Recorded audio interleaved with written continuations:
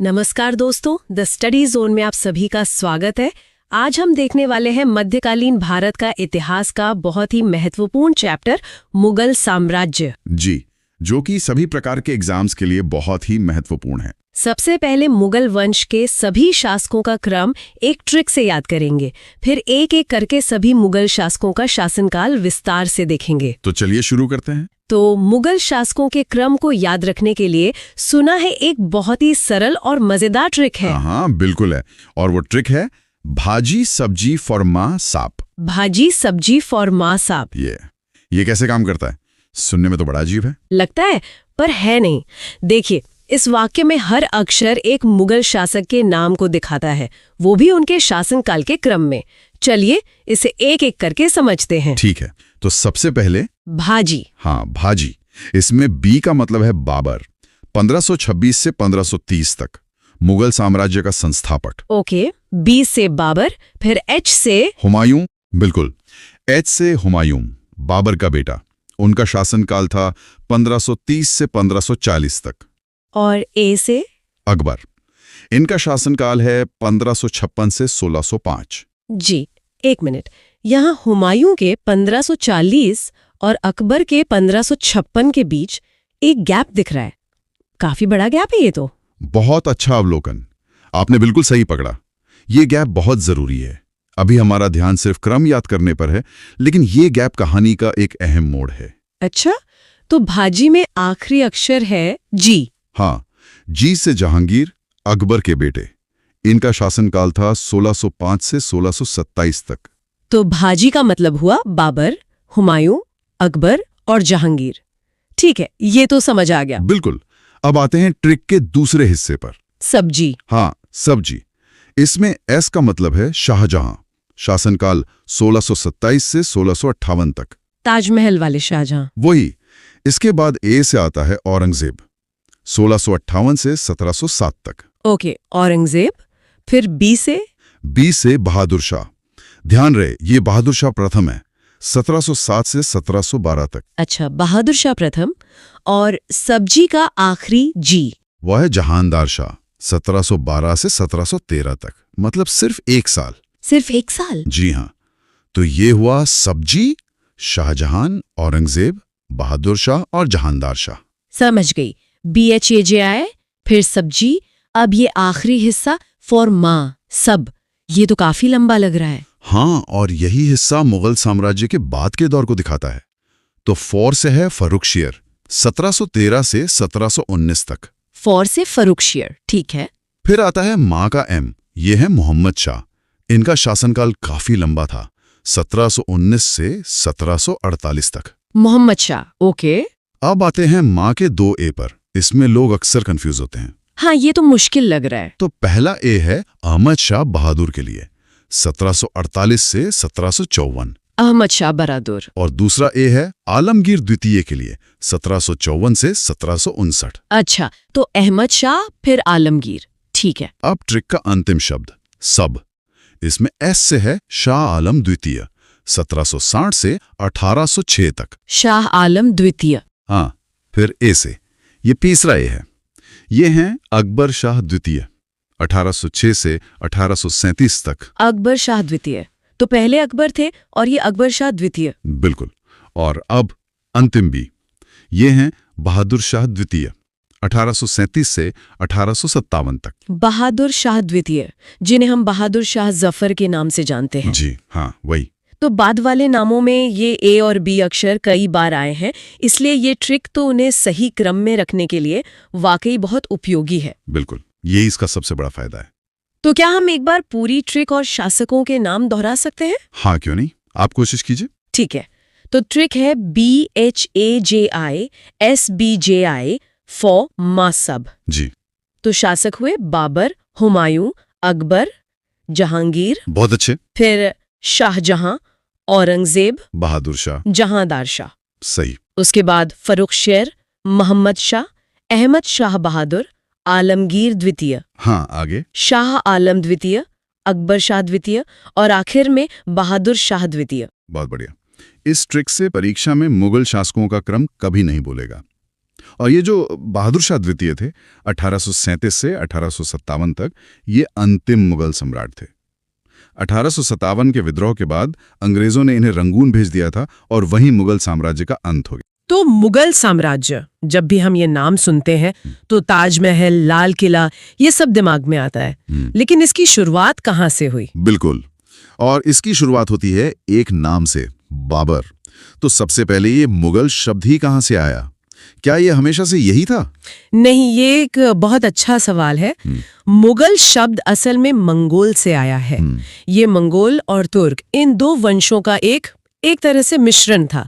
और भारत में इस साम्राज्य की नींव, जैसा आपने कहा, बाबर ने ही रखी थी। और बाबर का जो वंश था वो अपने आप में बहुत दिलचस्प है। मतलब वो कोई साधारण वंश नहीं था। बिल्कुल नहीं। बाबर में दो महान, और कह सकते हैं कि दो बहुत ही खूंखार वंशों का खून था। पिता की तरफ से वो तैमूर का 5वां वंशज था। तैमूर, जिसने दिल्ली में भयानक तबाही मचाई थी। हाँ, वही तैमूर। और माँ की तरफ से वो चंगेज खां का 14वां वंशज था। तो आप सोच सकते हैं कि उसकी रगों में कैसी विरासत दौड़ रही थी। सही बात है। और उसका जन्म कब और कहाँ हुआ था? उसका जन्म 14 फरवरी 1483 को फरगना में हुआ था। ये आज के उज़्बेकिस्तान में पड़ता है। वैसे उसका असली नाम ज़हीरुद्दीन मोहम्मद था। अच्छा, तो ये बाबर नाम कैसे पड़ा? बाबर तुर्की भाषा का शब्द है जिसका मतलब होता है बाघ। शायद उसकी हिम्मत और लड़ने की क्षमता को देखकर ये नाम उसे मिला। और उसके माता पिता? उसके पिता उमर शेख मिर्जा थे, जो फरगना के शासक थे, और माँ का नाम कुतलुग निगार खां था। तो एक शासक के घर में जन्म हुआ। लेकिन मैंने सुना है कि उसकी शुरुआत बहुत मुश्किलों भरी थी। बहुत ज्यादा। उसके पिता की मृत्यु हो गई जब वो सिर्फ 11 साल का था, और 1494 में इतनी छोटी सी उम्र में उसे फरगाना की गद्दी पर बैठना पड़ा। 11 साल की उम्र में? आज तो बच्चे स्कूल में होते हैं इस उम्र में। बिल्कुल। और गद्दी मिलते ही उसके लिए मुश्किलें शुरू हो गईं। उसके अपने ही रिश्तेदारों ने उसे धोखा दिया। तो क्या उसने अपनी शक्ति तुरंत स्थापित कर ली? नहीं, बिल्कुल नहीं। उसे सालों तक संघर्ष करना पड़ा। 1501 में उसने समरकंद पर अधिकार तो किया, जो तैमूर की राजधानी थी और उसका सपना था। हाँ। लेकिन वो सिर्फ 8 महीने ही उसके पास रहा। उसे वहां से भी भागना पड़ा। तो एक बड़ी सफलता उसे कब मिली? एक बड़ी सफलता उसे मिली 1504 में, जब उसने काबुल और गजनी पर कब्जा कर लिया। काबुल उसकी जिंदगी का एक टर्निंग पॉइंट बना। अच्छा, और यहीं पर उसने अपनी उपाधि भी बदली थी, है ना? सही पकड़ा आपने। ये बहुत महत्वपूर्ण बिंदु है। 1507 तक वो अपने पुरखों की मिर्जा की उपाधि इस्तेमाल करता था, लेकिन काबुल जीतने के बाद उसने बादशाह की उपाधि धारण की। तो ये एक तरह से उसकी बढ़ती हुई महत्वाकांक्षा का प्रतीक था। वो अब किसी के अधीन नहीं रहना चाहता था। बिल्कुल, ये एक ऐलान था कि वो अब एक स्वतंत्र और संप्रभु शासक है। और काबुल में अपनी जगह मजबूत करने के बाद ही उसका ध्यान भारत की तरफ गया। हाँ, अब बात करते हैं भारत पर उसके आक्रमणों की। बाबर ने भारत पर कुल 5 बार आक्रमण किया। 5 बार? जी। पहला जो महत्वपूर्ण अभियान था वो 1519 में यूसुफ जाई जाति के खिलाफ था। इसमें उसने बांजौर और भेरा पर कब्जा किया, और यहीं पर उसने पहली बार कुछ ऐसा इस्तेमाल किया जिसने लड़ाई का तरीका बदल दिया। आप तोपों की बात कर रही हैं? हाँ, तोपे और बारूद। उसने बहुत ही प्रभावी ढंग से इनका इस्तेमाल किया। पर एक सवाल है, क्या भारत में बारूद पहले से नहीं था? मतलब क्या ये बिल्कुल ही नई चीज थी? सवाल बहुत अच्छा है। देखिए, बारूद की जानकारी तो थी, खासकर दक्षिण भारत में, लेकिन उत्तर भारत में एक बड़ी लड़ाई में सुनियोजित तरीके से इसका इस्तेमाल बाबर के आने के साथ ही शुरू हुआ। अच्छा, तो वो इसे एक पूरी रणनीति के हिस्से के तौर पर लाया। बिल्कुल। इसके बाद उसने 1520-21 में सियालकोट और सैयदपुर को भी जीत लिया। और फिर उसे भारत से ही बुलावा आया, है ना? हाँ, ये सबसे दिलचस्प बात है।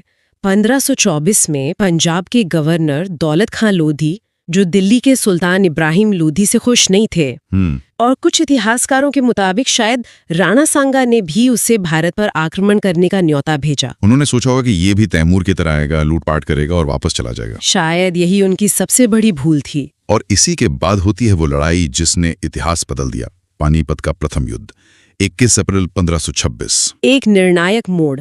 पानीपत के मैदान में बाबर का सामना हुआ दिल्ली के सुल्तान इब्राहिम लोधी से। अब यहाँ पर एक तरफ लोधी की बहुत बड़ी सेना थी, शायद 1 लाख सैनिक, और बाबर के पास बहुत कम सैनिक थे, शायद 15 से 20,000। तो फिर ये जीत कैसे हुई? क्या मुख्य कारण थे? 2 मुख्य कारण थे। पहला था तुलगमा युद्ध पद्धति। तुलगमा ये क्या थी? ये उसने उज़्बेकों से सीखी थी। इसमें सेना को अलग अलग टुकड़ियों में बांट दिया जाता है, लेफ्ट, राइट और सेंटर, और फिर साइड वाली टुकड़ियां घूमकर दुश्मन को पीछे से घेर लेती हैं। अच्छा, मतलब दुश्मन को चारों तरफ से घेर कर हमला करना। बिल्कुल।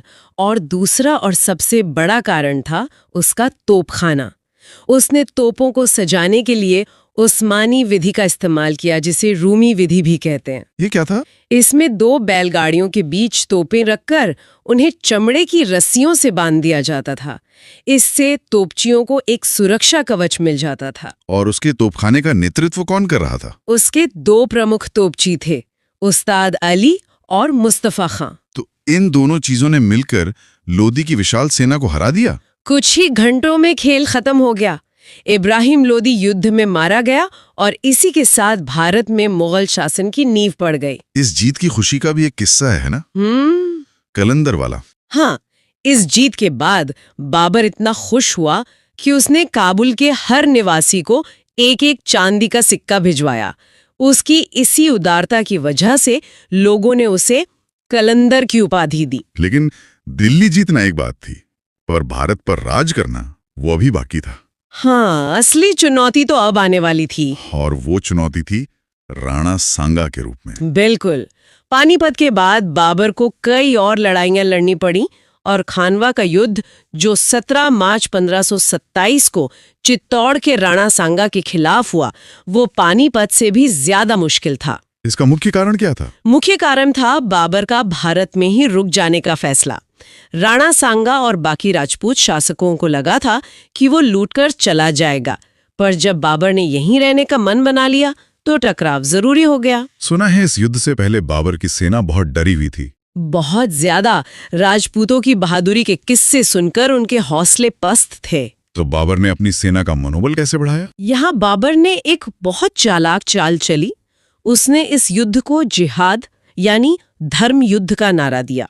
उसने सैनिकों के सामने एक बहुत भावुक भाषण दिया, शराब के बर्तन तुड़वा दिए और कभी शराब न पीने की कसम खाई। और उसने एक टैक्स भी खत्म किया था, है ना? हाँ, उसने मुसलमानों पर लगने वाला तमगा कर भी खत्म कर दिया। ये एक तरह का व्यापारिक टैक्स था। इससे सैनिकों को लगा कि वे सिर्फ एक लड़ाई नहीं बल्कि अपने धर्म और अपनी आर्थिक भलाई के लिए लड़ रहे हैं। तो इस सब का क्या नतीजा निकला? नतीजा ये हुआ कि बाबर की सेना पूरे जोश से लड़ी और राणा सांगा की हार हुई।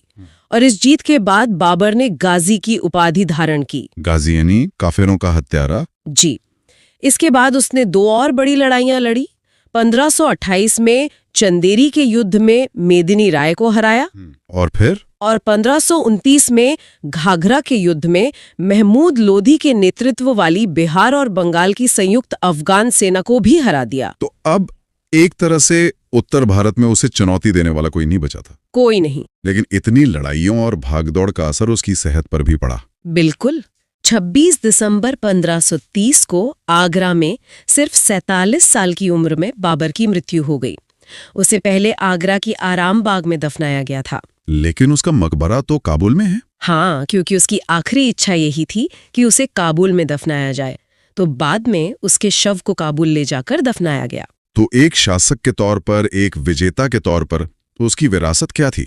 देखिए, बाबर सिर्फ एक विजेता नहीं था, वो एक बहुत बड़ा विद्वान भी था। हाँ, उसकी आत्मकथा तुजू के बाबरी, बिल्कुल, जिसे बाबरनामा भी कहते हैं, ये उसने अपनी मातृभाषा तुर्की में लिखी थी। ये दुनिया की बेहतरीन आत्मकथाओं में से एक मानी जाती है। और इसी किताब में उसने उस समय के भारत के सबसे शक्तिशाली शासक का भी जिक्र किया है। हाँ, ये बहुत दिलचस्प है। उसने विजयनगर के शासक कृष्णदेव राय को उस समय के भारत का सबसे शक्तिशाली शासक बताया है। इसके अलावा उसे बाग बगीचों का भी बहुत शौक था। जी, उसे मुबैयन नाम की एक पद्य शैली का जन्मदाता भी माना जाता है। लेकिन उसकी विरासत का एक और पहलू है जो काफी विवादित रहा है। आप बाबरी मस्जिद की बात कर रहे हैं? हाँ, उसके सेनापति मीर बाकी ने अयोध्या में बाबरी मस्जिद का निर्माण करवाया। जी, ये भी उसकी विरासत का एक हिस्सा है। तो चलिए अब हुमायूं का शासनकाल देखते हैं। हुमायूं का जन्म 1508 में काबुल में हुआ था और वो बाबर के सबसे बड़े बेटे थे। मुझे हमेशा से ये बात बहुत दिलचस्प लगती है कि उनके नाम हुमायूं का मतलब है भाग्यवान। हाँ, पर जब हम उनके जीवन को देखते हैं तो ऐसा लगता है कि भाग्य ने उनका साथ कम ही दिया। बिल्कुल, ये एक बहुत बड़ी विडंबना है। वो 1530 में आगरा में गद्दी पर बैठे। शासक बनने से पहले वो बदख्शा के सूबेदार थे, यानी उस प्रांत के गवर्नर। लेकिन गद्दी पर बैठते ही उन्होंने एक ऐसा फैसला लिया जिसने शायद उनके पूरे भविष्य की दिशा ही तय कर दी। आप साम्राज्य के बंटवारे की बात कर रही हैं? हाँ, वो अकेले ऐसे मुगल बादशाह थे जिन्होंने अपने पिता की इच्छा के मुताबिक साम्राज्य को अपने भाइयों में बांट दिया। हाँ, कामरान को काबुल और कंधार, अस्करी को संभल और हिंदाल को अलवर दिया गया। उस दौर में जहां भाई ही भाई का सबसे बड़ा दुश्मन होता था, ये तो बहुत बड़ी उदारता लगती है।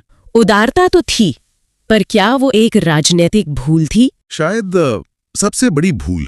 ऐसा लगता है कि उनके पूरे शासनकाल की ट्रेजेडी की नींव पहले दिन ही रख दी गई थी। बिल्कुल, ये एक बुनियादी भूल थी। साम्राज्य को बांटने का मतलब था सत्ता के कई केंद्र बना देना। उनके भाई कभी भी उनके वफादार सहयोगी नहीं बन पाए, बल्कि हमेशा एक संभावित खतरे के तौर पर मौजूद रहे। अच्छा? जब भी हुमायूं को उनकी सबसे ज्यादा जरूरत पड़ी, उन्होंने या तो मदद करने से इनकार कर दिया या फिर खुद ही विद्रोह कर दिया। तो इस एक फैसले ने हुमायूं की ताकत को शुरू से ही कमजोर कर दिया। हाँ, और ये कमजोरी शायद उनके दुश्मनों ने भी भांप ली होगी। क्योंकि गद्दी पर बैठने के ठीक एक साल बाद 1531 में उन्होंने कालिंजर के किले पर आक्रमण किया।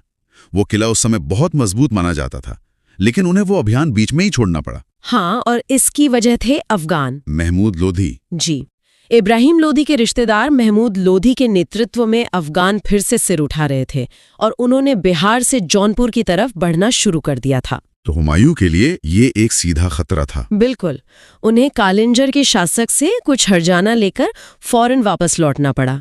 ये दिखाता है कि हुमायूं शुरू से ही दो मोर्चों पर लड़ रहे थे। एक तरफ पुराने दुश्मन और दूसरी तरफ नए दावेदार। सही।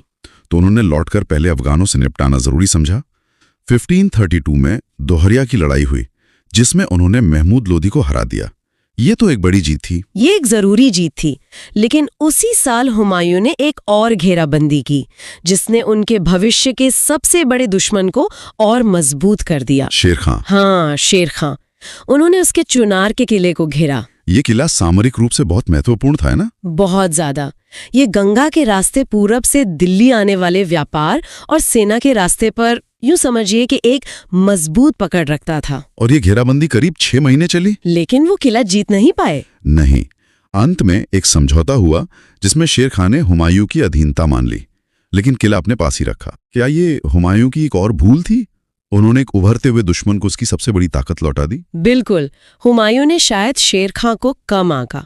उन्हें लगा कि वो बस एक छोटा मोटा सरदार है जो अधीनता स्वीकार करके शांत हो जाएगा। लेकिन शेर खां बहुत दूर की सोच रहा था। हाँ, उसने समय हासिल करने के लिए अधीनता का नाटक किया और हुमायूं पश्चिम की तरफ मुड़ गए। और यहीं से कहानी का रुख बदलता है। जी, जब हुमायूं पूरब में उलझे थे, तब पश्चिम में एक और बड़ी चुनौती सिर उठा रही थी, गुजरात। गुजरात के शासक बहादुर शाह की। और यहीं पर वो मशहूर कहानी आती है जब चित्तौड़ की राजमाता कणवती ने बहादुर शाह के आक्रमण के समय हुमायूं को राखी भेजकर मदद मांगी थी। हाँ, ये उस दौर के बदलते राजनीतिक समीकरणों को दिखाती है। मतलब ये सिर्फ एक राखी की बात नहीं थी। नहीं, बहादुर शाह की बढ़ती ताकत राजपूतों और मुगलों दोनों के लिए खतरा थी।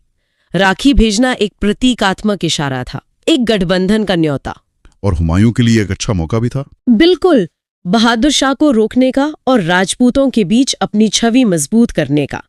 उन्होंने मदद की और 1535 में मंदसौर के पास बहादुर शाह को बुरी तरह हराया। ये एक शानदार जीत थी। बहादुर शाह तो भागता रहा और हुमायूं पीछा करते रहे। हाँ, उन्होंने मालवा और गुजरात, दो बड़े और अमीर प्रांतों पर कब्जा कर लिया।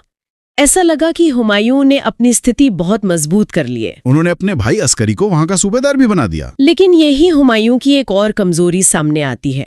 वो जंग जीतते थे, पर उस जीत को संभाल नहीं पाते थे। अच्छा। अस्करी एक अच्छा प्रशासक साबित नहीं हुआ और स्थानीय विद्रोहों को दबा नहीं सका। तो नतीजा क्या हुआ? नतीजा ये हुआ कि सिर्फ 13 महीने के अंदर गुजरात और मालवा दोनों मुगलों के हाथ से निकल गए। इतनी बड़ी जीत मिट्टी में मिल गई। और सबसे बड़ी बात, जब हुमायूं इस पूरे गुजरात अभियान में लगभग 2 साल तक उलझे रहे, तब पूरब में शेर खां क्या कर रहा था? और यही हुमायूं और शेर खां में बुनियादी फर्क था। जब हुमायूं पश्चिम में एक ऐसी जीत हासिल कर रहे थे जिसे वो संभाल नहीं सके, तब शेर खां पूरब में चुपचाप अपनी ताकत को संगठित कर रहा था। वो मौके का इंतजार कर रहा था। हाँ, वो किले जीत रहा था, खजाना जमा कर रहा था और अपनी सेना को मजबूत कर रहा था, और हुमायूं ने खुद उसे वो मौका दे दिया। 1538 में हुमायूं ने पूरब की ओर ध्यान दिया और बंगाल की राजधानी गौड़ पर कब्जा कर लिया। कहते हैं कि वो उस शहर की खूबसूरती से इतना खुश हुआ कि उसका नाम जन्नताबाद यानी स्वर्ग का शहर रख दिया। हाँ, लेकिन फिर उन्होंने वही गलती दोहराई। वो वहां जीत के जश्न में डूब गए। और ये कोई छोटा मोटा जश्न नहीं था। नहीं, वो लगभग 9 महीने तक गौड़ में ही रुके रहे, ऐशो आराम में डूबे रहे और प्रशासन को पूरी तरह नजरअंदाज कर दिया। 9 महीने। कोई बादशाह अपनी राजधानी से इतनी दूर एक नए जीते हुए इलाके में इतना लंबा जश्न कैसे मना सकता है? खासकर जब उसे पता हो कि शेर खां जैसा दुश्मन घात लगाए बैठा है। तो शेर खां ने क्या किया? शेर खां ने इसी 9 महीने के समय का पूरा फायदा उठाया। उसने आगरा और दिल्ली की तरफ जाने वाले सारे रास्ते बंद कर दिए। मतलब उनकी सप्लाई लाइन काट दी। बिल्कुल। जब हुमायूं को अपनी गलती का एहसास हुआ और उन्होंने वापस लौटने की कोशिश की, तब तक बहुत देर हो चुकी थी। और फिर हुआ चौसा का युद्ध, जून 1539 में। जी, शेर खां ने हुमायूं की थकी और बिखरी हुई सेना पर हमला कर दिया। और इस लड़ाई में हुमायूं की बहुत बुरी हार हुई, उनकी जान पर बनाई थी। हाँ, वो अपनी जान बचाने के लिए घोड़े समेत गंगा नदी में कूद गए और डूबने ही वाले थे। तभी निजाम नाम के एक भिश्ती यानी पानी भरने वाले ने अपनी मशक की मदद से उनकी जान बचाई। जी, और हुमायूं ने उसे एक दिन के लिए हिंदुस्तान का बादशाह बनाने का वादा किया। और उन्होंने अपना वादा निभाया भी। कहते हैं कि उस एक दिन में निजाम ने चमड़े के सिक्के जारी करवाए थे। हाँ, ये घटना हुमायूं के किरदार की एक जिद दिखाती है। लेकिन चौसा की हार ने उन्हें लगभग तोड़ दिया था कि उपाधि ले चुका था, ने हुमायूं को एक बार फिर से और इस बार निर्णायक रूप से हराया। और इस हार के बाद हुमायूं के पास कुछ नहीं बचा। कुछ भी नहीं। उन्हें हिंदुस्तान छोड़कर भागना पड़ा। 15 साल के लिए दिल्ली की गद्दी पर सूरी वंश का राज हो गया। और मुगल साम्राज्य का पहला दौर खत्म हो गया। ये 15 साल हुमायूं के लिए बहुत मुश्किल भरे रहे होंगे। बिल्कुल। वो सिंध और राजस्थान के रेगिस्तानों में भटकते रहे। इसी भटकाव के दौरान 1541 में उन्होंने हमीदा बानो बेगम से निकाह किया। और 1542 में जब वो अमरकोट के राजपूत राजा के पास शरण लिए हुए थे, तब इतिहास को बदलने वाले उनके बेटे अकबर का जन्म हुआ। तो उनका निर्वासन का जीवन भले ही मुश्किलों भरा था, लेकिन इसी दौरान उन्हें अपना सबसे कीमती खजाना मिला। एक तरह से, हाँ। आखिर में वो ईरान के शाह के पास शरण लेने पहुंचे। लेकिन क्या उन्होंने वापसी की उम्मीद छोड़ दी थी? कभी नहीं। यही हुमायूं के चरित्र की सबसे बड़ी खूबी थी। वो हारते थे, गलतियां करते थे, लेकिन हिम्मत नहीं हारते थे। उन्होंने ईरान के शाह की मदद से 1545 में कंधार और काबुल पर फिर से कब्जा कर लिया। जी, अब उनके पास एक ठिकाना था, एक बेस था जहां से वो अपनी वापसी की तैयारी कर सकते थे। और किस्मत में भी उनका साथ दिया। 1553 में शेर शाह के उत्तराधिकारी इस्लाम शाह की मौत हो गई। हाँ, और उसके बाद सूरी साम्राज्य आपसी लड़ाई की वजह से कमजोर पड़ गया। तो हुमायूं ने इसी मौके का फायदा उठाया। बिल्कुल। वो समझ गए थे कि यही सही समय है। 1554 में वो अपनी सेना लेकर पेशावर पहुंचे और 1555 की शुरुआत में लाहौर पर कब्जा कर लिया। वापसी का रास्ता अब साफ नजर आ रहा था। जी, इसके बाद 2 बड़ी लड़ाइयां हुई जिन्होंने उनकी वापसी तय कर दी। मच्छीवाड़ा और सरहिंद का युद्ध। सही। मई 1555 में मच्छीवाड़ा में उन्होंने अफगानों को हराया, जिससे पूरा पंजाब उनके कब्जे में आ गया। और फिर जून 1555 में सरहिंद की लड़ाई। हाँ, उस लड़ाई में उनके सेनापति बैरम खान ने सिकंदर सूर को निर्णायक रूप से हरा दिया। और 15 साल के लंबे इंतजार के बाद 23 जुलाई 1555 को हुमायूं ने एक बार फिर दिल्ली के तख्त पर कदम रखा। वो दोबारा हिंदुस्तान के बादशाह बन गए। क्या विडंबना है। जिस इंसान को भाग्यवान कहा गया, उसने अपना सब कुछ खो दिया और फिर 15 साल भटकने के बाद उसे वापस भी पा लिया। लेकिन उनका दूसरा शासनकाल बहुत छोटा रहा। बेहद छोटा। वो अपनी वापसी की जीत का सुख 1 साल भी नहीं भोग पाए। जनवरी 1556 में दिल्ली में अपने ही बनवाए गए पुस्तकालय दीन पना की सीढ़ियों से उतरते समय उनका पैर फिसला और गिरने से उनकी मौत हो गई। इसीलिए इतिहासकार लेनपूल ने उनके बारे में वो मशहूर बात कही है कि हुमायूं जीवन भर लड़खड़ाता रहा और लड़खड़ाते हुए ही मर गया। हाँ, ये एक लाइन उनके पूरे जीवन का सार बता देती है। उतार चढ़ाव, गलतियां, हार और फिर एक आकस्मिक अंत। उनके व्यक्तित्व का एक और पहलू था, ज्योतिष में उनका गहरा विश्वास, है ना? और बहुत ज्यादा। वो मानते थे कि ग्रहों का जीवन पर असर होता है, इसलिए उन्होंने हफ्ते के 7 दिन 7 अलग अलग रंग के कपड़े पहनने का नियम बनाया था। अच्छा। जी, जैसे रविवार को सूर्य के लिए पीला, सोमवार को चंद्रमा के लिए सफेद और शनिवार को शनि के लिए काला। ये दिखाता है कि वो अपने अनिश्चित जीवन में शायद सितारों से कोई दिशा खोजने की कोशिश कर रहे थे। हो सकता है। और उनकी सबसे स्थायी विरासत वो क्या है? निसंदेह दिल्ली में बना हुमायूं का मकबरा, जिसे उनकी पत्नी हमीदा बानो बेगम ने बनवाया था। जी, ये इमारत वास्तुकला का एक शाहकार है। इस पर ईरानी प्रभाव साफ दिखता है और यही वो इमारत है जिसने भारत में मुगल वास्तुकला की नींव रखी। इसे ताजमहल का पूर्वगामी भी कहा जाता है। बिल्कुल, ये मकबरा शायद हुमायूं के जीवन का सबसे बड़ा प्रतीक है। एक ऐसी शानदार शुरुआत जिसने भविष्य में बनने वाली और भी महान चीजों के लिए रास्ता तैयार किया। तो चलिए अब अकबर का शासनकाल देखते हैं। एक ऐसा नाम जिसे सुनते ही महान शब्द अपने आप जुड़ जाता है। लेकिन ये महानता मतलब रातों रात तो नहीं आई होगी। अकबर की कहानी शुरू होती है निर्वासन में, जब उनके पिता हुमायूं दर-दर भटक रहे थे। बिल्कुल। 15 अक्टूबर 1542 को अमरकोट के एक राजपूत राजा वीर साल के महल में अकबर का जन्म हुआ। ये बात ही अपने आप में कितनी असाधारण है कि एक मुगल शहजादे का जन्म एक राजपूत किले में हो रहा है। उनके पिता हुमायूं और माँ हमीदा बानो बेगम थीं। और दिलचस्प बात यह है कि जन्म के बाद अकबर अपने पिता से लगभग 3 साल तक मिल भी नहीं पाए थे। 3 साल? तो मतलब एक शहजादे के तौर पर उनकी परवरिश बहुत ही अलग रही होगी। बहुत अलग। उनकी मुलाकात हुमायूं से तब हुई जब हुमायूं ने 1545 में काबुल और कंधार पर वापस कब्जा किया। वहीं पर उनका नाम जलालुद्दीन मोहम्मद अकबर रखा गया और बचपन से ही उन्हें जंग और प्रशासन की ट्रेनिंग मिलनी शुरू हो गई थी। सोचिए, सिर्फ 9 साल की उम्र में उन्हें गजनी का सूबेदार बना दिया गया था। और फिर जब हुमायूं ने हिंदुस्तान वापस जीता, तब तो अकबर की भूमिका और बढ़ गई होगी। हाँ, 1555 में जब हुमायूं ने दिल्ली पर दोबारा कब्जा किया तो अकबर को लाहौर का गवर्नर बनाया गया और उनकी देखरेख के लिए बैरम खां को नियुक्त किया गया, जो हुमायूं के सबसे वफादार सेनापति थे। लेकिन ये स्थिरता ज्यादा दिन नहीं चली। कुछ ही महीनों बाद जब अकबर सिर्फ करीब 14 साल के थे, उनके पिता हुमायूं के सीढ़ियों से गिरकर मौत हो गई। एक 14 साल का लड़का और हाथ में एक ऐसा साम्राज्य जो अभी ठीक से खड़ा भी नहीं हुआ है, ये तो बहुत ही मुश्किल स्थिति रही होगी। बेहद मुश्किल। खबर मिलते ही पंजाब के कलानौर में बहुत जल्दबाजी में एक ईंटों के चबूतरे पर अकबर का राज्याभिषेक किया गया और यहीं से शुरू हुई जलालुद्दीन मोहम्मद अकबर बादशाह गाजी की कहानी। लेकिन दिल्ली की गद्दी पर बैठना इतना आसान नहीं था। सही कहा, क्योंकि दिल्ली पर तो किसी और का कब्जा हो चुका था, हेमू का। हाँ, आदिल शाह सूर का प्रधानमंत्री और सेनापति हेमू कोई मामूली इंसान नहीं था। उसका असली नाम हेमचंद्र था और वो रेवाड़ी का एक वैश्य था। अपनी काबिलियत के दम पर वो प्रधानमंत्री के पद तक पहुंचा। उसने अपनी जिंदगी में 22 लड़ाइयां लड़ी थीं और एक भी नहीं हारी थी। इसी वजह से उसे विक्रमादित्य की उपाधि भी मिली थी। हुमायूं की मौत की खबर सुनते ही उसने दिल्ली और आगरा पर कब्जा कर लिया। तो अब 14 साल के अकबर के सामने एक ऐसा सेनापति था जो कभी कोई जंग नहीं हारा था। यहीं पर पानीपत की दूसरी लड़ाई की नींव पड़ी, है ना? बिल्कुल। 5 नवंबर 1556, पानीपत का मैदान। एक तरफ हेमू की विशाल सेना और दूसरी तरफ अकबर की छोटी सी फौज, जिसका नेतृत्व बैरम खां कर रहे थे। एक समय तो ऐसा लगा कि मुगल हार जाएंगे, लेकिन तभी एक तीर हेमू की आंख में जा लगा और वो बेहोश होकर हाथी से गिर गया। बस यहीं से पूरी बाजी पलट गई। हेमू की हार हुई और अकबर ने दिल्ली आगरा पर फिर से अधिकार कर लिया।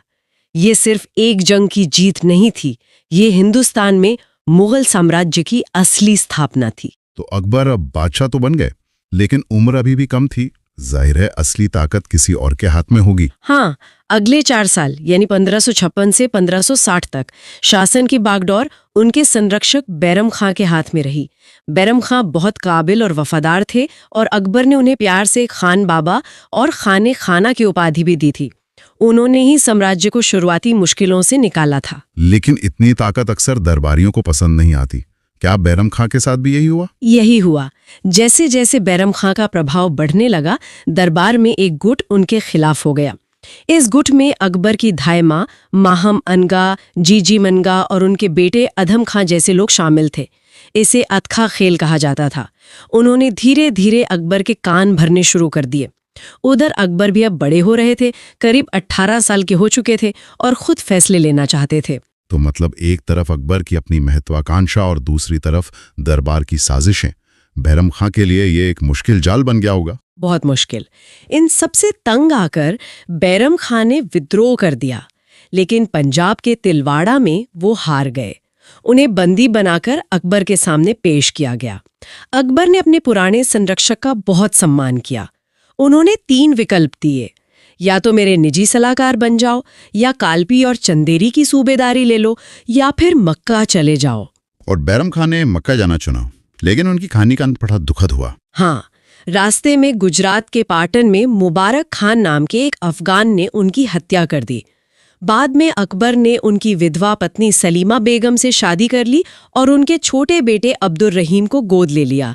यही अब्दुल रहीम आगे चलकर अकबर के नवरत्नों में से एक बने और उन्हें भी खाने खाना की उपाधि मिली। तो बैरम खान के जाने के बाद सत्ता में एक तरह का मतलब खालीपन आ गया, एक पावर वैक्यूम। अकबर अभी भी युवा थे, इस पावर वैक्यूम को किसने भरा? पर्दे के पीछे से माहम अनगा ले रही थीं।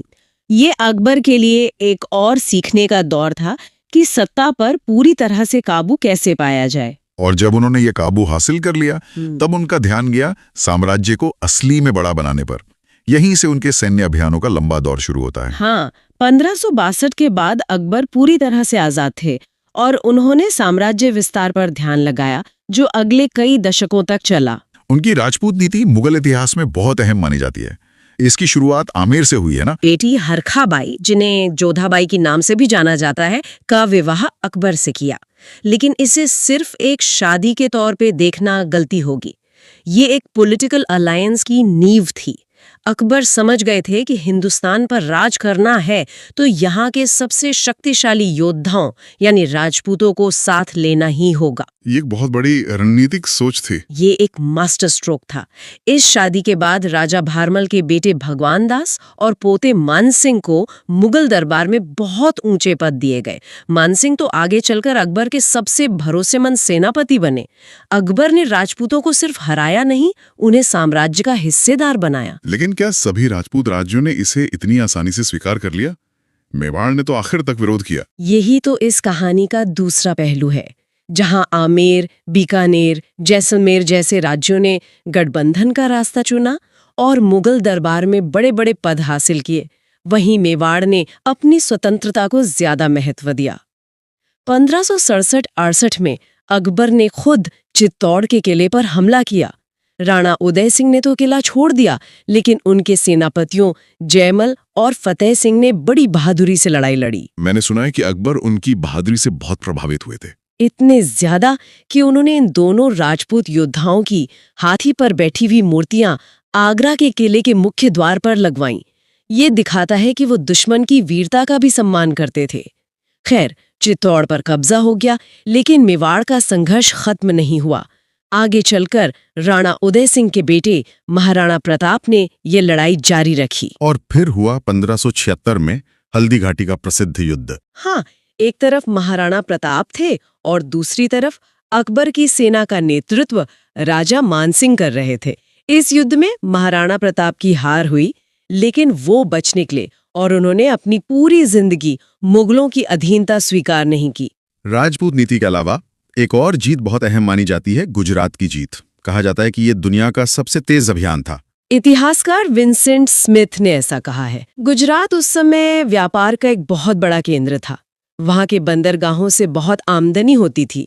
1572-73 में अकबर ने बहुत तेजी से गुजरात पर कब्जा कर लिया। इसी जीत की याद में उन्होंने अपनी नई राजधानी फतेहपुर सीकरी में बुलंद दरवाजा बनवाया और यहीं पहली बार अकबर ने समुद्र देखा और पुर्तगालियों से उनकी मुलाकात हुई। इसके बाद तो जीत का सिलसिला चल पड़ा। बंगाल, बिहार, काबुल, कश्मीर, सिंध, एक एक करके सब मुगल साम्राज्य का हिस्सा बन गए। हाँ, उत्तर भारत पर पूरी तरह कब्जा करने के बाद अकबर ने दक्षिण की तरफ देखा। वो पहला मुगल शासक था जिसने दक्षिण भारत का अभियान किया। वहां उनका सामना अहमदनगर की शासिका चांद बीबी से हुआ, जिन्होंने बड़ी बहादुरी से मुगलों का सामना किया। अंत में 1601 में असीरगढ़ के किले पर कब्जा अकबर का आखिरी सैन्य अभियान था। ठीक है, तो अकबर ने एक बहुत विशाल और विविध साम्राज्य तो जीत लिया, लेकिन इतने बड़े साम्राज्य को संभालना, उसे चलाना तो और भी मुश्किल काम रहा होगा। बिल्कुल, और यही अकबर की असली प्रतिभा दिखती है। उन्होंने इसे चलाने के लिए एक शानदार सिस्टम बनाया, मनसबदारी प्रथा। ये शब्द हमने इतिहास की किताबों में बहुत पढ़ा है, लेकिन आसान भाषा में ये था क्या? ये जात और सवार का क्या मतलब होता था? इसे ऐसे समझिए कि ये सेना और प्रशासन को चलाने का एक मिला जुला सिस्टम था। हर बड़े अधिकारी को एक मनसब यानी एक रैंक दिया जाता था। इस रैंक के 2 हिस्से थे, जात और सवार। जात से उस अधिकारी का पद, रुतबा और उसकी तनख्वाह तय होती थी। जितना ऊंचा जात रैंक, उतना बड़ा ओहदा। और सवार? सवार रैंक से यह तय होता था कि उस अधिकारी को कितने घुड़सवार सैनिक अपनी कमान में रखने होंगे और उनकी देखरेख करनी होगी। ये एक जीनियस सिस्टम था, क्योंकि इससे बादशाह के पास एक विशाल संगठित सेना हमेशा तैयार रहती थी।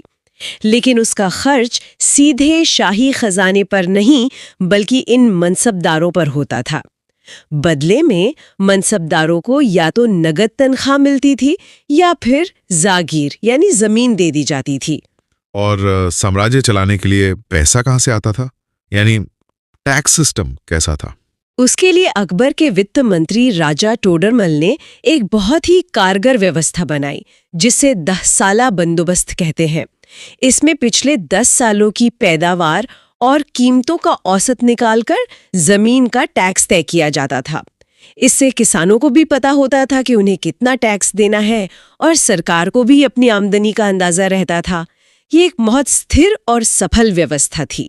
चलिए अब उस विषय पर आते हैं जो अकबर को बाकी शासकों से सबसे अलग करता है, उनकी धार्मिक नीति। सुलह कुल की बहुत बात होती है। क्या ये सिर्फ उनकी व्यक्तिगत सोच थी या इसके पीछे कोई बड़ी पॉलिटिकल स्ट्रैटेजी भी थी? ये दोनों का एक बेहतरीन मिश्रण था। समझिए, वो एक ऐसे साम्राज्य पर राज कर रहे थे जहां बहुसंख्यक आबादी हिंदू थे। सिर्फ सैन्य ताकत से इतने बड़े और विविध साम्राज्य को चलाना नामुमकिन था। सुलह कुल का मतलब था सबके साथ शांति या सार्वभौमिक समन्वय। ये उनकी पॉलिसी का आधार था। और ये सिर्फ बातों में नहीं, उनके कामों में भी दिखा, जैसे जजिया कर को हटाना। हाँ, ये एक बहुत बड़ा कदम था।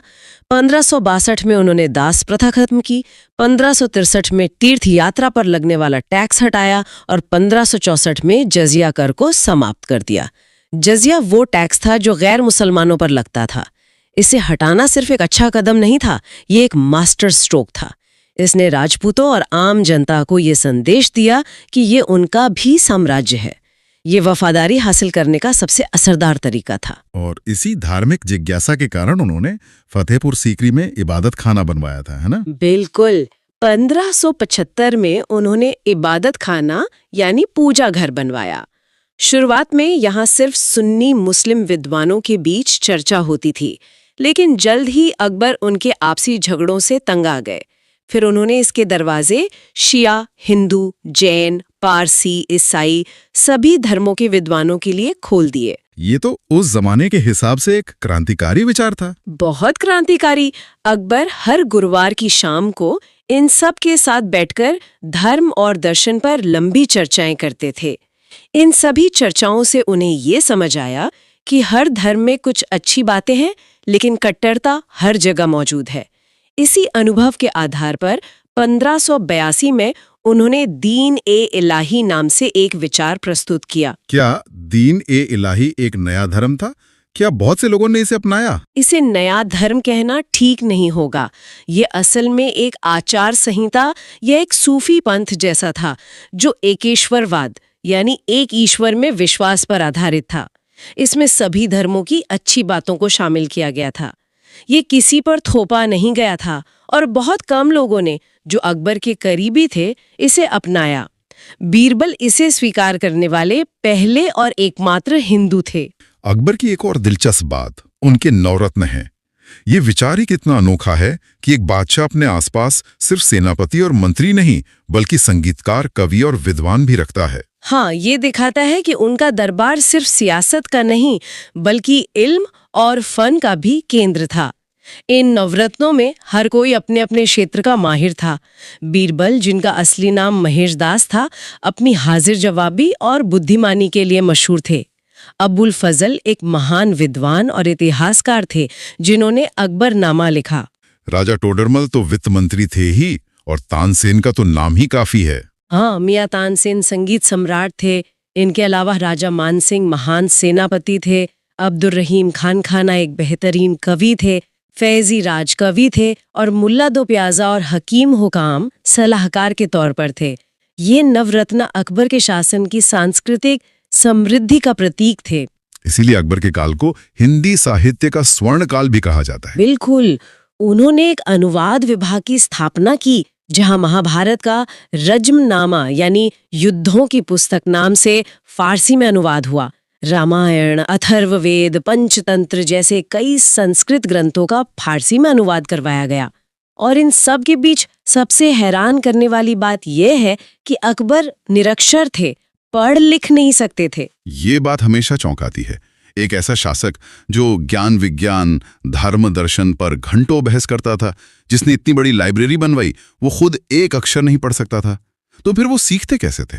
वो सुनकर सीखते थे। उनके दरबार में हमेशा कोई ना कोई होता था जो उन्हें किताबें और दस्तावेज पढ़कर सुनाता था। उनकी याददाश्त असाधारण थी। वो सुनी हुई बातों को न सिर्फ याद रखते थे बल्कि उन पर गहराई से मनन भी करते थे। यह दिखाता है कि ज्ञान के लिए सिर्फ साक्षरता ही जरूरी नहीं, जिज्ञासा और विवेक सबसे बड़ी चीज है। वास्तुकला में भी इनका योगदान बहुत बड़ा है। आगरा का किला, फतेहपुर सीकरी, बुलंद दरवाजा। हाँ, उन्होंने वास्तुकला में भी हिंदू और ईरानी शैलियों का एक खूबसूरत मिश्रण तैयार करवाया। आगरा का लाल किला, फतेहपुर सीकरी का पूरा शाही शहर जिसमें दीवाने आम, दीवाने खास, पंचमहल जैसी इमारतें हैं, और इलाहाबाद का किला, ये सब उनके शासनकाल की देन है। तो एक लंबा और शानदार शासनकाल। इसका अंत कैसे हुआ? 16 अक्टूबर 1605 को पेचिश की बीमारी के कारण अकबर की मृत्यु हो गई। उन्हें आगरा के पास सिकंदरा में दफनाया गया, जहां उनका मकबरा आज भी मौजूद है। तो चलिए अब जहांगीर के शासनकाल को देखते हैं। हम अक्सर उन्हें अकबर और शाहजहां के बीच एक कड़ी के तौर पर देखते हैं, मतलब एक महान साम्राज्य निर्माता और एक महान इमारतें बनवाने वाले के बीच। लेकिन सवाल यह है कि जहांगीर की अपनी पहचान क्या थी? वो कौन से निशान छोड़कर गए? ये एक बहुत ही दिलचस्प सवाल है, क्योंकि जहांगीर का व्यक्तित्व वो काफी जटिल था। 1605 में जब सलीम नूरुद्दीन मोहम्मद जहांगीर के नाम से सिंहासन पर बैठे तो उन्होंने आते ही 12 अध्यादेश जारी किए। 12 नियम? हाँ, 12। और ये नियम उनके इसी जटिल व्यक्तित्व की पहली झलक देते हैं। हाँ, मैंने भी इनके बारे में पढ़ा है। कुछ तो बहुत प्रगतिशील लगते हैं, जैसे शराब और नशीले पदार्थों पर पाबंदी। बिल्कुल। लेकिन कुछ बहुत निजी से लगते हैं, जैसे गुरुवार जो उनके राज्याभिषेक का दिन था, और रविवार अकबर का जन्मदिन। इन दिनों पशु हत्या पर रोक। सही कहा। ये किसी बादशाह का फरमान कम, एक बेटे का अपने पिता के लिए सम्मान ज्यादा लगता है। बिल्कुल। इससे पता चलता है कि वो परंपरा और व्यक्तिगत भावनाओं को शासन में कितनी अहमियत देते थे। और करों को हटाने वाला अध्यादेश देखिए, उन्होंने तमगा और ज़कात जैसे करों को खत्म कर दिया। अच्छा। और ये कोई छोटे मोटे कर नहीं थे, है ना? नहीं, बिल्कुल नहीं।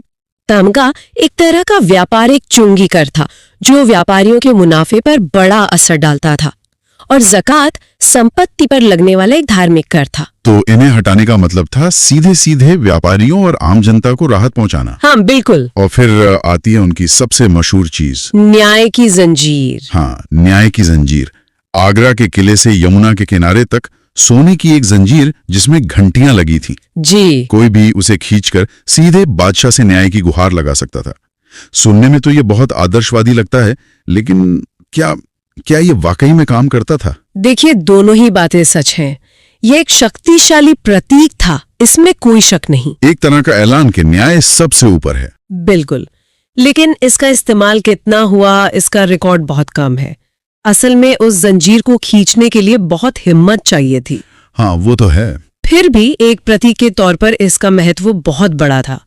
ये जहांगीर की उस छवि को मजबूत करता था जो वो बनाना चाहते थे, एक प्रजापालक राजा की छवि। लेकिन ये छवि बहुत जल्दी ही चुनौतियों से घिर गई, और चुनौती कहीं बाहर से नहीं आई, घर के अंदर से ही आई। उनके अपने सबसे बड़े बेटे खुसरो ने ही विद्रोह कर दिया। हाँ, और ये कोई साधारण विद्रोह नहीं था।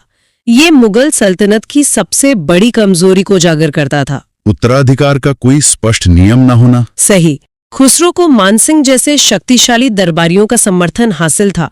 ये सिर्फ बेटे का बाप के खिलाफ विद्रोह नहीं था। तो ये एक सत्ता का संघर्ष था। हाँ, ये दरबार के एक गुट का दूसरे के खिलाफ सत्ता का संघर्ष था। और इसी संघर्ष में एक बहुत ही दुखद मोड़ आता है जब सिखों के 5वें गुरु अर्जुन देव का नाम इससे जुड़ता है। जी, उन पर खुसरो की मदद करने का आरोप लगा। जहांगीर ने इसे राजद्रोह माना। हाँ, उनके हिसाब से गुरु अर्जुन देव ने एक विद्रोही को आशीर्वाद और आर्थिक मदद दी थी।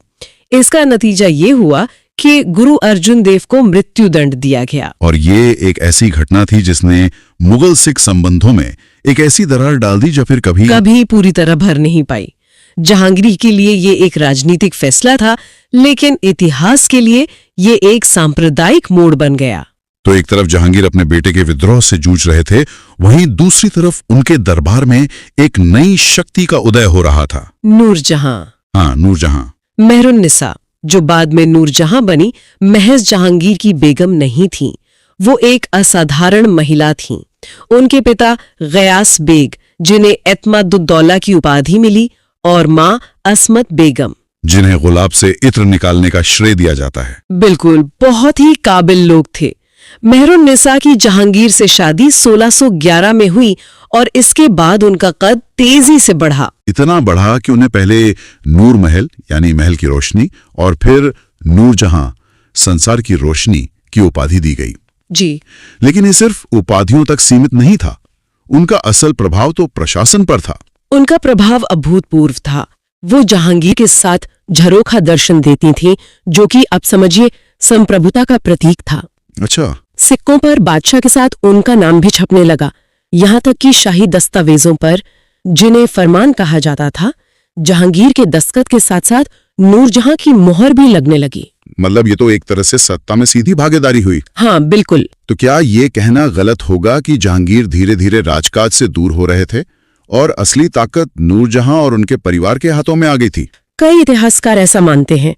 नूरजहां, उनके पिता एतमादुद्दौला, भाई आसफ खान और शहजादा खुर्रम मतलब शाहजहां, इन सब ने मिलकर एक गुट बना लिया था। नूरजहां जुंटा भी कहते हैं इसे। हाँ, शुरुआती सालों में यही गुट सारे बड़े फैसले ले रहा था और इसी दौर में मुगल वास्तुकला को एक नया तोहफा मिला।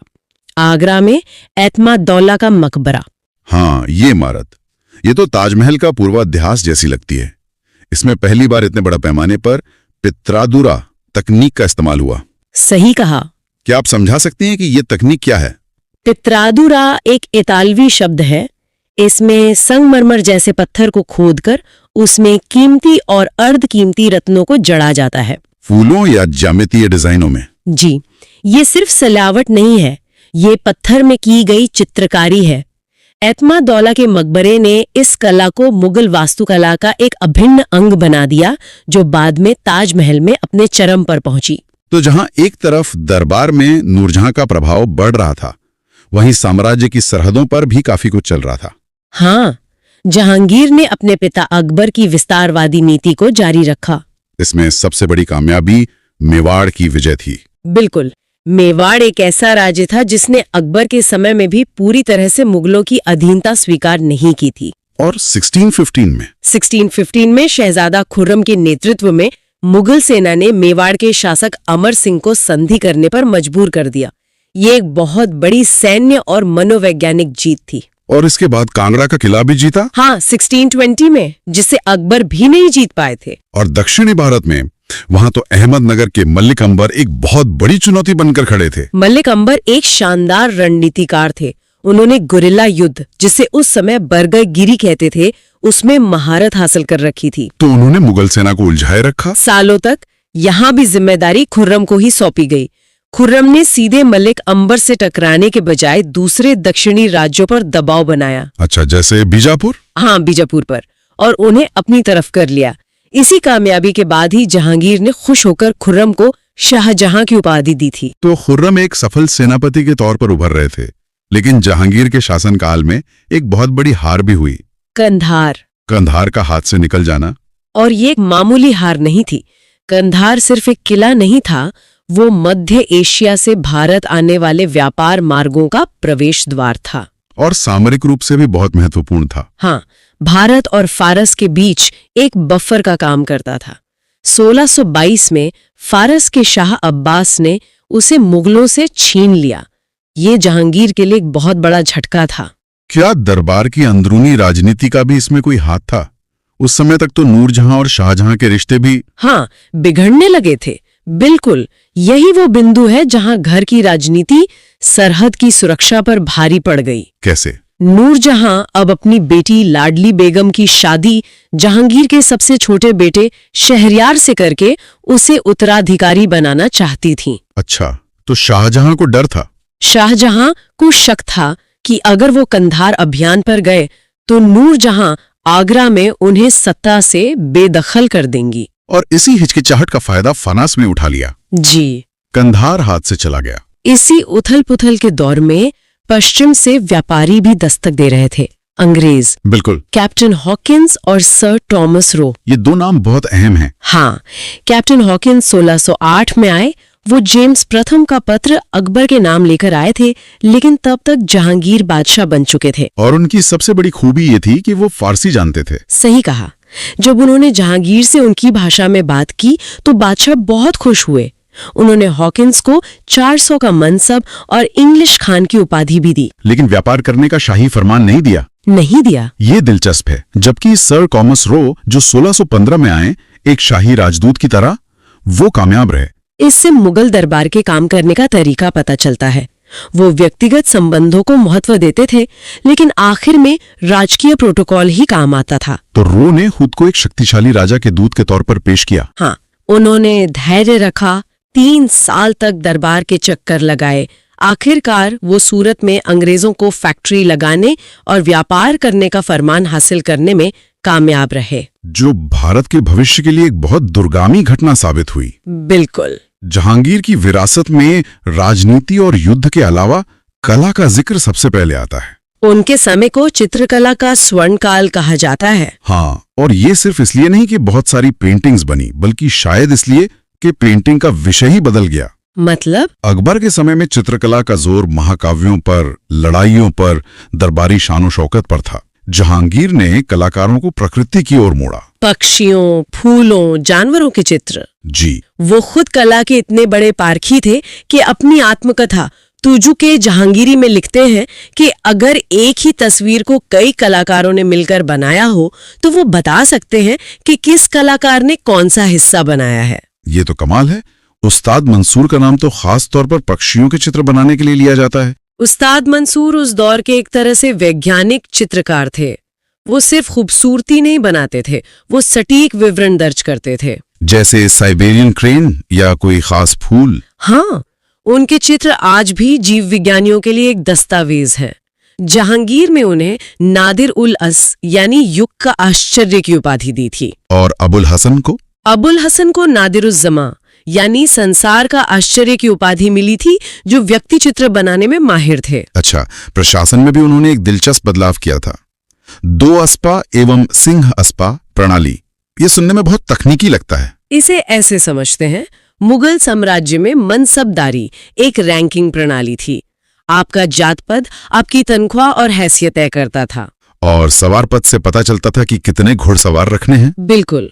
2 अस्पा एवं सिंह अस्पा एक तरकीब थी जिससे किसी मनसबदार के जात पद मतलब उसकी तनख्वाह को बढ़ाए बिना उसकी सैन्य शक्ति को 2 गुना या 3 गुना कर दिया जाता था। तो ये एक बहुत बड़ा फायदा था जो बादशाह अपने सबसे भरोसेमंद अमीरों को देता था। हाँ, जैसे कि महावत खां को। और विडंबना देखिए। हाँ, इसी महावत खान ने बाद में जहांगीर के खिलाफ ही विद्रोह कर दिया। हाँ, उन्हें बंदी तक बना लिया। उनके अंतिम साल काफी मुश्किलों भरे गुजरे। जी।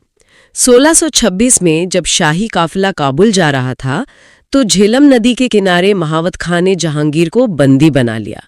ये दरबार में नूरजहां के बढ़ते प्रभाव के खिलाफ एक प्रतिक्रिया थी। लेकिन नूरजहां ने उन्हें छुड़ा लिया था। हाँ, नूरजहां ने अपनी सूझबूझ से जहांगीर को छुड़ा लिया, लेकिन इस घटना ने बादशाह के स्वास्थ्य पर बहुत बुरा असर डाला और 1627 में उनकी मृत्यु हो गई। उन्हें लाहौर के पास शाहदरा में रावी नदी के किनारे दफनाया गया। जहांगीर एक विरोधाभासों से भरे बादशाह थे।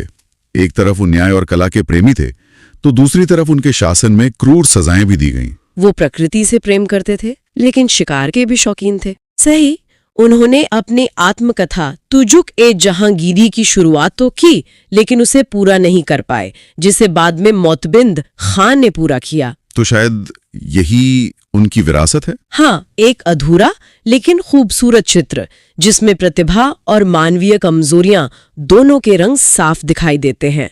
उनका शासनकाल इस बात पर सोचने को मजबूर करता है कि क्या एक महान कला पारखी होना एक महान शासक होने की गारंटी है, या फिर राज चलाने के लिए कुछ और ही गुण चाहिए होते हैं। तो चलिए आज शाहजहां के शासनकाल को देखते हैं। एक ऐसा बादशाह जिसने दुनिया को प्यार की सबसे खूबसूरत निशानी दी, पर जिसका अपना अंत अपनी ही बेटे की कैद में हुआ। बिल्कुल। और ये जो विरोधाभास है, ये उनके नाम से ही शुरू हो जाता है।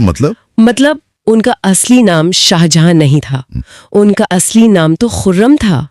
1592 में लाहौर में पैदा हुए और उनकी माँ वो मारवाड़ के राजा उदय सिंह की बेटी थीं, जगत गोसाई। ओ, तो मतलब वो आधे राजपूत थे। हाँ, कह सकते हैं। तो फिर ये खुर्रम से शाहजहां बनने का सफर कैसे शुरू हुआ? ये टाइटल कहाँ से मिला? ये टाइटल उन्हें अपने पिता जहांगीर से मिला था, और इसके पीछे एक बहुत बड़ी फौजी कामयाबी थी। अच्छा। हाँ, दक्षिण भारत में अहमदनगर के वजीर थे मलिक अंबर।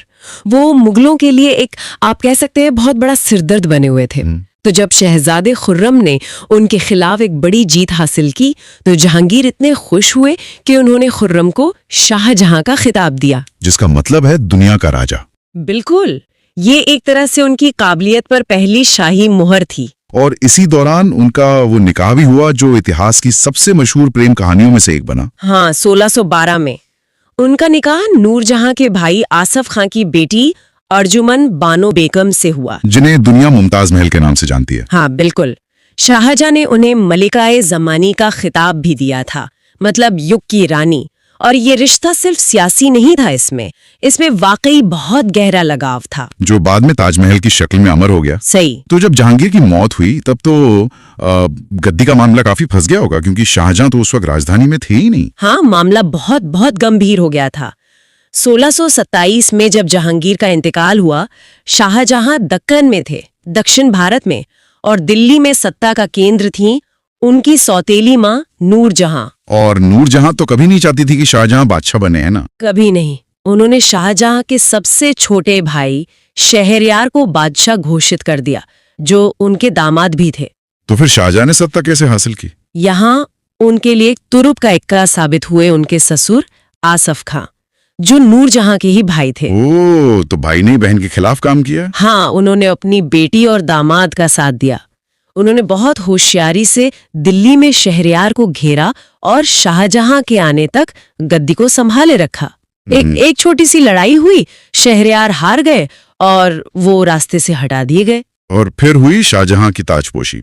उन्होंने एक बहुत भव्य टाइटल भी अपनाया था, है ना? हाँ, 1628 में आगरा में उनकी ताजपोशी हुई और उन्होंने एक बहुत लंबा चौड़ा टाइटल लिया, अबुल मुजफ्फर शिहाबुद्दीन मोहम्मद साहिब किरण सानी। किरण सानी, इसका क्या मतलब था? इसका मतलब है दूसरा तैमूर। मतलब वो खुद को अपने महान पूर्वज तैमूर लंग के बराबर रख रहे थे। ये उनके ऊंचे इरादों को दिखाता है।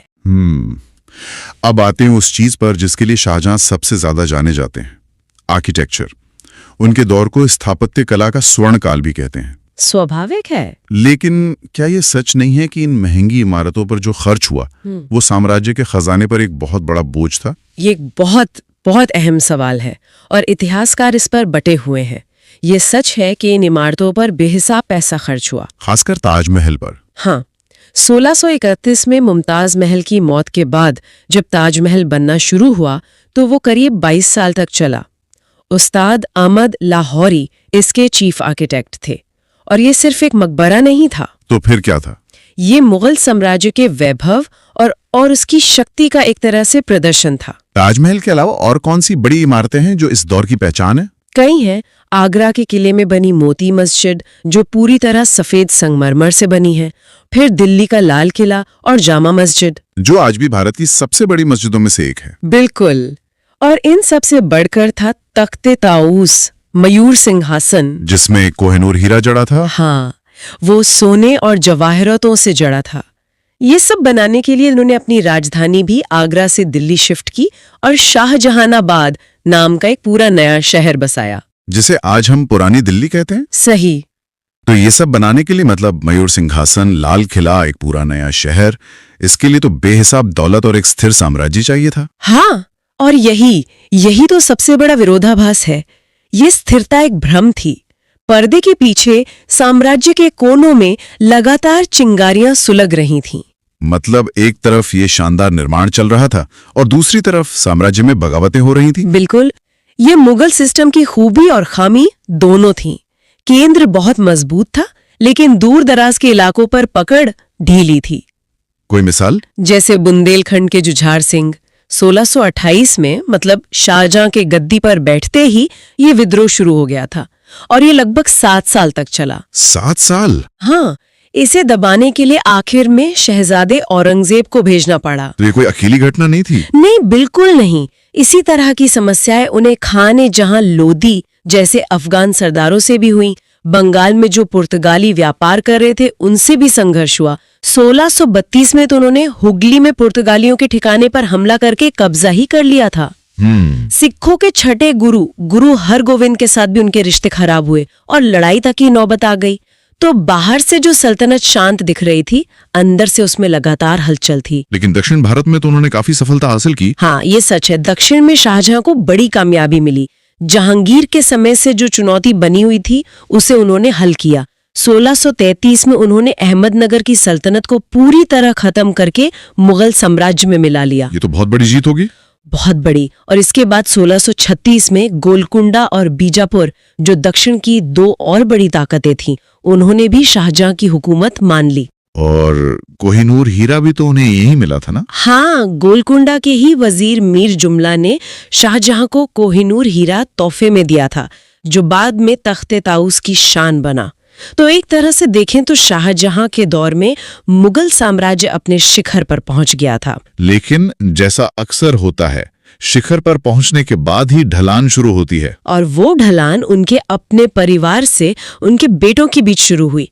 मुगल इतिहास का सबसे विनाशकारी उत्तराधिकार का युद्ध। और सबसे दुखद बात यह थी कि ये युद्ध शाहजहां के जीते जी ही शुरू हो गया। हाँ, उनके 4 बेटे थे और चारों ही काबिल और महत्वाकांक्षी थे।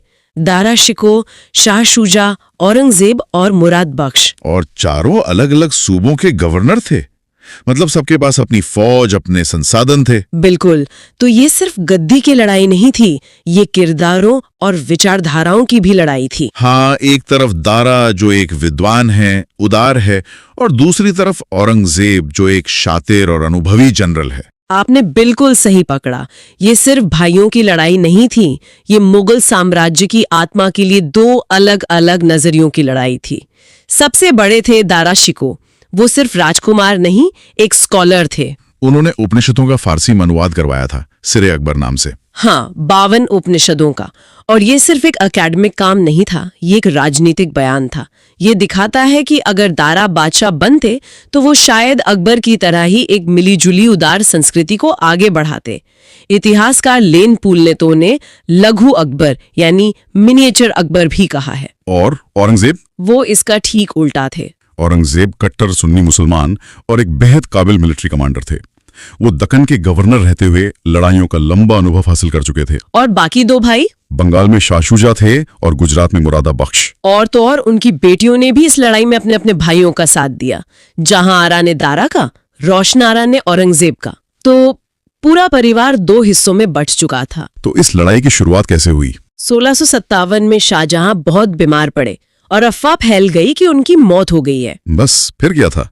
चारों भाइयों ने अपनी अपनी सेनाएं तैयार कर ली। लड़ाइयों का एक सिलसिला शुरू हो गया। पहले शाही फौज ने बंगाल से आ रहे शाह सुजा को बहादुरगढ़ की लड़ाई में हराया, लेकिन असली टक्कर दारा और औरंगजेब के बीच होनी थी। धर्मट और सामूगढ़ की लड़ाइयां ये निर्णायक मानी जाती हैं। सामूगढ़ में ऐसा क्या हुआ कि दारा, जिसके पास पूरी शाही फौज थी, वो हार गया? सामूगढ़ एक क्लासिक उदाहरण है कि युद्ध सिर्फ संख्या से नहीं, रणनीति और धोखे से भी जीते जाते हैं।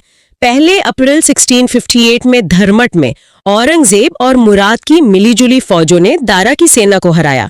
फिर जून 1658 में आगरा के पास सामूगढ़ में आखिरी मुकाबला हुआ और यहाँ औरंगजेब बेहतर जनरल साबित हुआ। बेहतर जनरल और ज्यादा शातिर भी।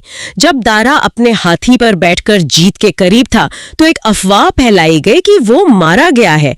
घबराहट में दारा हाथी से उतरकर घोड़े पर सवार हो गया और इसकी सेना ने जैसे ही अपने लीडर को हाथी पर नहीं देखा, उनमें भगदड़ मच गई। ये एक छोटी सी गलती थी, लेकिन इसने हिंदुस्तान का इतिहास बदल दिया। और इस जीत के बाद औरंगजेब ने फौरन सत्ता अपने हाथ में ले ली। हाँ, सामूगढ़ की जीत के फौरन बाद उसने आगरा पर कब्जा कर लिया और जुलाई 1658 में अपने पिता के होते हुए अपनी पहली ताजपोशी करवाई। और अपने पिता का क्या किया? उसने अपने बीमार पिता शाहजहां को बंदी बनाकर आगरा के किले में कैद कर दिया, जहां शाहजहां ने अपनी जिंदगी के आखिरी 8 साल अपनी बेटी जहां आरा की देखरेख में गुजारे। और बाकी भाइयों का? उन्हें तो नहीं छोड़ा होगा? किसी को नहीं।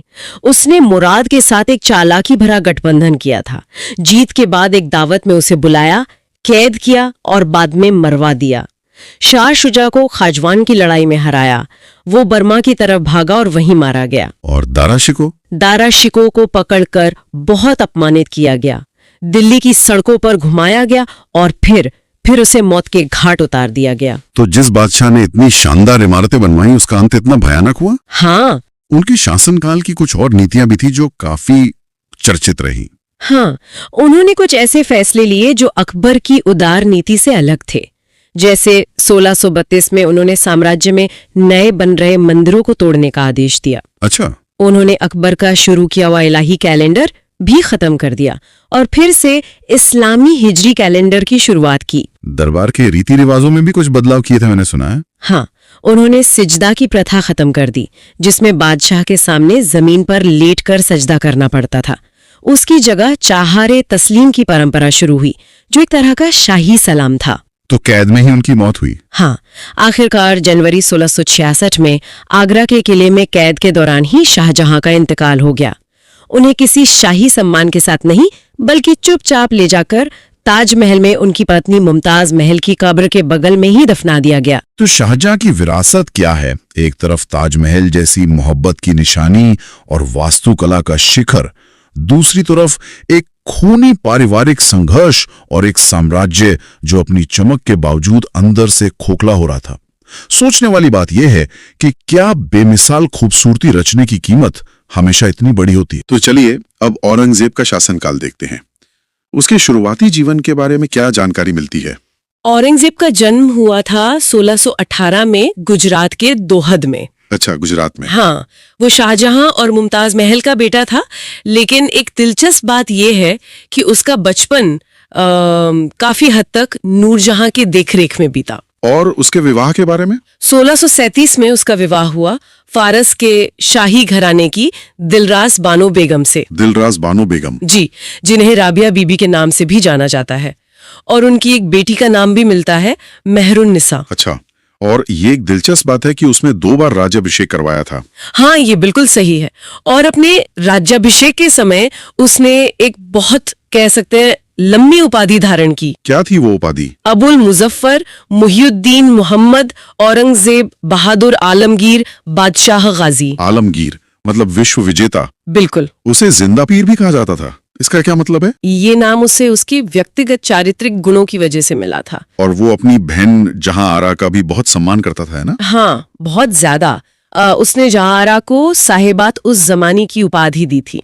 चलिए अब उसके राजनीतिक अभियानों पर आते हैं, खासकर दक्षिण में। उसकी रणनीति क्या थी? दक्षिण में नेतृत्व का एक पूरा क्रम था। पहले शाइस्ता खां को भेजा गया, हाँ। फिर जय सिंह, उसके बाद मुअज्जम बहादुर खां शाह आलम और अंत में औरंगजेब ने खुद ही कमान संभाली। तो बीजापुर के साथ संघर्ष कैसे शुरू हुआ? बीजापुर पर यह आरोप था कि उसने 1656 की संधि की शर्तों को पूरा नहीं किया। अच्छा, तो संधि का उल्लंघन हुआ? हाँ, इसीलिए जयसिंह के नेतृत्व में आक्रमण किया गया। वैसे जयसिंह ने ही शिवाजी के साथ 1665 में पुरंदर की मशहूर संधि भी की थी, जिसमें शिवाजी ने मुगलों की मदद करने का वादा किया था। बिल्कुल, उन्होंने मदद करने का आश्वासन दिया था। लेकिन ये अभियान सफल नहीं हुआ है ना? नहीं, 1666 तक ये पूरी तरह असफल हो गया था। पर क्यों? जयसिंह तो बहुत काबिल सेनापति थे। इसकी एक बहुत बड़ी वजह ये थी कि बीजापुर को लगातार गोलकुंडा और मराठों से मदद मिल रही थी। अच्छा, तो वो तीनों एक साथ थे। जी, और इस नाकामी से औरंगजेब जयसिंह से बहुत नाखुश हुआ और उसे वापस बुला लिया। और फिर बाद में जब सिकंदर आदिल शाह शासक बना तो दरबार में गुटबाजी बहुत बढ़ गई। तो औरंगजेब ने इसका फायदा उठाया। हाँ, बिल्कुल। इसका फायदा उठाकर 1686 में औरंगजेब ने खुद अभियान का नेतृत्व किया और बीजापुर को मुगल साम्राज्य में मिला लिया। और गोलकुंडा का क्या हुआ? गोलकुंडा को भी औरंगजेब ने ठीक 1 साल बाद 1687 में एक सैन्य अभियान के बाद अपने साम्राज्य में शामिल कर लिया। शिवाजी की मृत्यु के बाद मराठों के साथ उसकी नीति में क्या बदलाव आया? 1680 में शिवाजी की मृत्यु के बाद औरंगजेब ने बहुत ज्यादा आक्रामक नीति अपनाई। आक्रामक किस तरह से? उसने शिवाजी के बेटे शंभाजी की हत्या करवा दी। ओह। और 1689 में उनके बेटे साहू को गिरफ्तार कर लिया। तो मतलब उससे लगा कि मराठा शक्ति अब खत्म हो जाएगी। उसे बिल्कुल यही लगा था, लेकिन ये उसकी बहुत बड़ी भूल साबित हुई। उसके शासनकाल में कई बड़े विद्रोह भी हुए। चलिए इस पे बात करते हैं। हाँ, कई बहुत महत्वपूर्ण विद्रोह हुए। सबसे पहले जाट विद्रोह की बात करते हैं। जाटों का विद्रोह कई चरणों में हुआ। पहला विद्रोह तिलपत के जमींदार गोकुल के नेतृत्व में हुआ। और दूसरा विद्रोह राजाराम के नेतृत्व में हुआ, और उसने कुछ ऐसा किया जो बहुत ही चौंकाने वाला था। क्या किया था उसने? उसने सिकंदरा में अकबर के मकबरे को लूट लिया। अकबर के मकबरे को? हाँ, और इतिहासकार मनुची तो यहाँ तक लिखते हैं कि राजाराम ने अकबर की हड्डियों को कब्र से निकालकर जला दिया था। ये तो सिर्फ लूट नहीं थी, ये मुगल सत्ता पर सीधा हमला था। बिल्कुल, एक प्रतीकात्मक हमला। और इसके बाद तीसरा विद्रोह राजाराम के भतीजे चूड़ामन ने किया, और फिर आगे चलकर सूरजमल के नेतृत्व में जाटों ने भरतपुर नाम से एक स्वतंत्र राज्य की स्थापना की। और बुंदेला विद्रोह 1661 में चंपतराय बुंदेला ने विद्रोह किया था। बाद में उनके बेटे छत्रसाल ने इस संघर्ष को जारी रखा। और वो सफल हुए? हाँ, 1707 में औरंगजेब की मृत्यु के बाद छत्रसाल बुंदेलखंड के स्वतंत्र शासक बन गए। एक सतनामी विद्रोह का भी जिक्र आता है। हाँ, वो 1672 में हुआ था। वो एक सैनिक और एक किसान के बीच एक मामूली सी लड़ाई से शुरू हुआ था। अच्छा, बस एक मामूली झगड़ा? जी, लेकिन वो बढ़ गया, पर मुगलों ने उसे जल्दी ही दबा दिया। और सबसे बड़ा विद्रोह तो शायद राजपूतों का था। हाँ, वो मारवाड़ में शुरू हुआ 1678 में राजा जसवंत सिंह की मृत्यु के बाद। औरंगजेब ने मारवाड़ को सीधे केंद्रीय प्रशासन के अधीन कर लिया। और इसी का विरोध हुआ? बिल्कुल। इसके विरोध में दुर्गादास राठौर ने जसवंत सिंह के बेटे अजीत सिंह को शासक बनाने के लिए एक लंबा विद्रोह शुरू कर दिया। और यहाँ एक बात और ध्यान देने वाली है। इसी दौरान 1679 में औरंगजेब ने हिंदुओं पर फिर से जजिया कर लगा दिया था। हाँ, और इस एक कदम ने आग में घी डालने का काम किया। सिख विद्रोह का क्या कारण था? ये विद्रोह मूलतः धार्मिक कारणों से हुआ। 1675 में गुरु तेग बहादुर को जब प्राण दंड दिया गया, हाँ। उसके बाद ये भड़क उठा, और उनके बाद गुरु गोबिंद सिंह ने औरंगजेब की नीतियों का विरोध जारी रखा। तो इन सब का उसकी धार्मिक नीति और शासन पर क्या असर पड़ा? वो एक बहुत कट्टर शासक के रूप में जाना जाता है। वो एक कट्टर सुन्नी मुसलमान था, इसमें कोई शक नहीं। और उसने कुरान यानी शरीयत को अपने शासन का आधार बनाया। उसने क्या क्या बदलाव किए? कई बदलाव किए। सिक्कों पर कलमा खुदवाना बंद कर दिया, नवरोज का त्योहार, भांग की खेती, गाना बजाना भी? हाँ, दरबार में संगीत पर पाबंदी लगा दी। झरोखा दर्शन और तुलादान जैसी प्रथाओं पर भी प्रतिबंध लगा दिया। यहाँ एक विरोधाभास है। उसने दरबार में संगीत पर पाबंदी लगा दी, लेकिन कहा जाता है कि वो खुद वीणा बजाने में माहिर था। ये बिल्कुल सही है। ये उसकी शख्सियत का एक दिलचस्प पहलू है। उसकी धार्मिक नीति बहुत सख्त थी, है ना? मत ज्यादा।